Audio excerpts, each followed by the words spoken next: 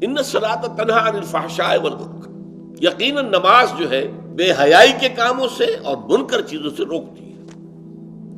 اب کون سی نماز روکے گی؟ ہماری نماز نہیں روکتی۔ کیوں نہیں روکتی؟ ہماری نماز کی روح موجود نہیں۔ روح تو کیا دور آئے گی، ہمیں تو یہی پتہ نہیں ہوتا ہم پڑھ کیا رہے ہیں۔ It's a parrot like repetition, یاد ہے بس پڑھ دیا جلدی سے جلدی کیا اور اللہ خیر سن۔ اور چونکہ اس وقت اس کا آپ کا ذہن جو ہے وہ اس کام میں مصروف ہی نہیں ہے کہ وہ سمجھے کہ آپ کیا کہہ رہے ہیں، لہذا خالی ذہن تو رہ نہیں سکتا۔ اس وقت آپ کے ذہن میں سب مسائل آ جائیں گے، دکان میں فلاں چیز کم ہو گئی تھی، مجھے خرید کے لانی تھی، فلاں معاملہ یہ تھا، فلاں جو ہے جو افسر نے وہ فائل کے بارے میں کہا تھا وہ ابھی تک تلاش نہیں ہو سکی ہے، وہ کرنی، وہ آ جائیں گے۔